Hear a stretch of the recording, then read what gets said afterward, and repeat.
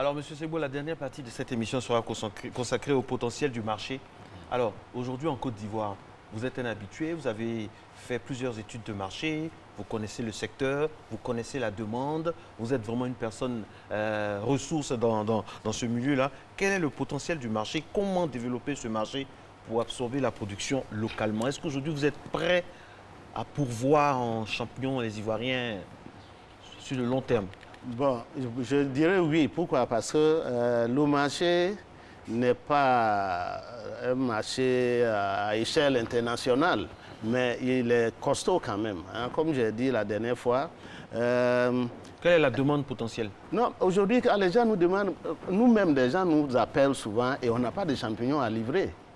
Les gens nous appellent. Les gens, c'est qui? Oui, mais des consommateurs, des restaurants, des maquis et même des individus, des familles qui nous appellent et puis on n'a pas de champignons. Parce que, bon, il y avait un moment, il fut un temps où la production stagnait un peu et donc on produit en fonction du mouvement, en fonction de demande. Si aujourd'hui, moi, j'ai une demande de 500 tonnes de champignons, mais je mets les structures en place pour cultiver 500 tonnes. Mais ça stagnait. Quand vous dites ça stagnait, c'était dû à quoi? Oui, bon, mais c'était surtout au niveau de ce supermarché où 99% de producteurs livrent le champignon, vous voyez. Et puis, il y a eu des creux, il y a eu certains problèmes que je ne peux pas élucider. Donc, il faut diversifier. Il faut diversifier, mais le marché local est costaud. Ça vaut 400 tonnes. Et 400 tonnes par mois. 400 tonnes par mois, c'est quoi? Ça veut dire que même si nous avons 100 personnes, vous voyez, chacun doit faire 4 tonnes par mois. Vous voyez? Et c'est ça qui est intéressant. Et si nous arrivons à faire, et 400 tonnes, c'est quoi? C'est pour manger 100 grammes seulement par semaine. 100 grammes, c'est une petite touffe. Moi, hier, dans ma famille, on a mangé un demi-kilo de champignons à midi seulement. Vous voyez? Donc, moi, j'invite les Ivoiriens à consommer les champignons. Nous allons faire des champignons pour pouvoir inonder le marché. À partir de janvier, février, il va plus avoir de manque de champignons sur le marché. Ça, parole de M. Segbo. Alors, donc, parlons maintenant de la transformation, si vous le voulez bien, la transformation. Oui, la transformation, c'est facile. La transformation, au Sahara, il y a une dame, une collègue à moi qui a fait, je dirais, un hamburger façon avec des champignons. Les gens en ont acheté plein. Oui, les champignons, la transformation, mais les champignons, on peut transformer ça. D'abord, sécher. Le champignon séché est très intéressant. Et puis, on peut faire aussi, moi, à la longue, à échelle industrielle, c'est pour mettre les champignons en conserve, en sauce. Vous voyez? Et cette étude que j'ai faite... Vous avez les moyens pour le conditionnement, tout ça, pour faire ça? Bon, les moyens, les moyens sont costauds. Il faut chercher des moyens. Mais vous avez l'expertise au moins pour le faire? Si oui, au moins pour mettre en conserve simple, en solution salée, comme on le voit dans le supermarché, c'est très simple. On a étudié ça en microbiologie alimentaire. Vous avez une équipe qui peut le faire? Bon, oui, c'est faisable. C'est faisable. Vous voyez? Et puis, ce qui est intéressant, c'est que quand on va arriver à construire une grande usine de champignons, ce qui est mon souhait, mais vous allez voir comment ça va absorber, ça va créer des emplois. Et toute usine a tous les maillons d'activité. Même pour le champignon. Nous utilisons la sciure de bois. La sciure de bois, nous déjà, avec le problème de notre forêt, nous préconisons quoi?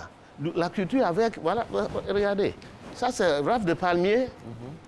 Voilà, rafle de palmier sur lequel nous faisons pousser des champignons. Et c'est facile. Vous voyez? Rafle de palmier qu'on jette.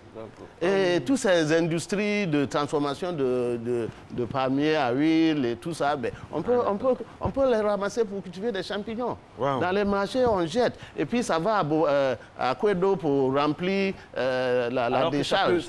Alors qu'on peut utiliser. Les plus chauds de manioc, c'est pareil. Donc vous voyez, quelqu'un peut dire, bon, moi, je vais devenir conditionneur de plus chauds de manioc pour livrer aux champignonnières.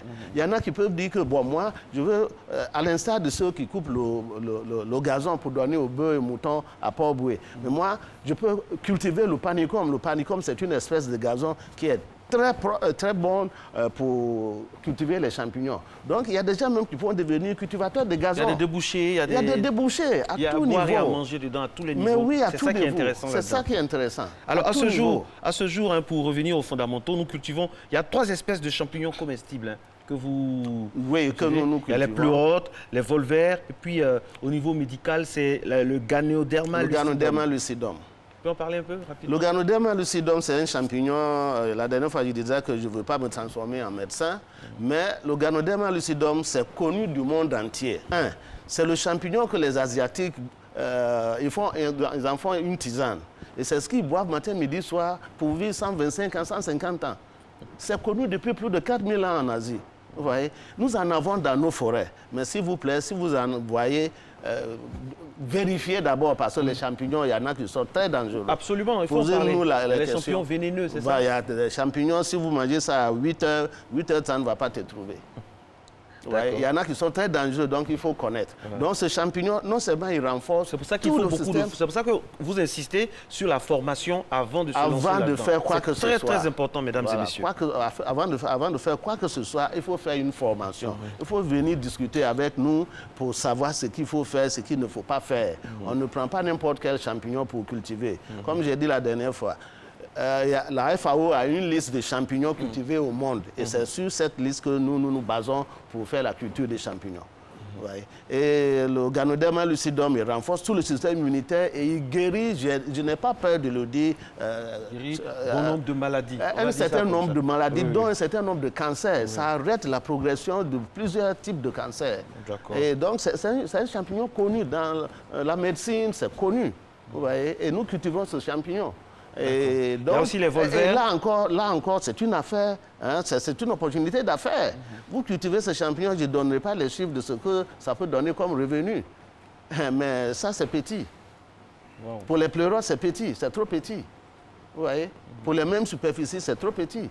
Donc, il y a des opportunités. Et seulement, moi, je voudrais seulement que les Ivoiriens, les habitants de Côte d'Ivoire sachent que nous avons un potentiel de culture des champignons. Donc, aidez-nous à créer vite la filière, faire la promotion, parce qu'on doit aller sur les radios, donner des échantillons à gauche, à droite, faire des flyers, distribuer à gauche, à droite. Mais consommons les champignons, parce que les champignons, c'est la santé. Et comme j'ai dit encore, j'ai déjà fait des études avec le champignon pour faire une bouillie qui lutte contre la malnutrition infantile. Et ça mérite une industrie à part entière, une usine à part entière. Voilà encore une autre source de revenus, une autre source d'emploi, etc., etc. Moi, j'ai peur que vous ne prêchiez dans le désert, hein, franchement. Moi, je n'ai pas peur. Vous n'avez pas peur? Parce que j'ai une vision. Oui, parce que moi, j'ai peur que vous partiez ailleurs avec votre expertise. Parce que je vois que depuis longtemps, vous luttez.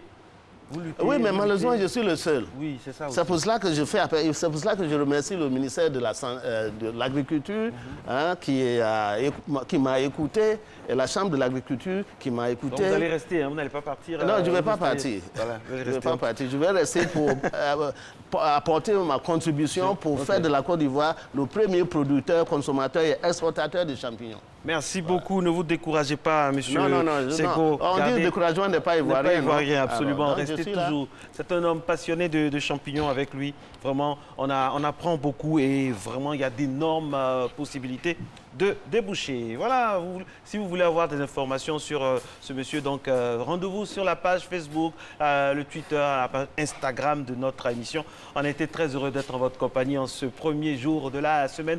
Gros bisous à Eva et puis on se retrouve demain, toujours avec le même plaisir. Bonne journée. Bonne journée.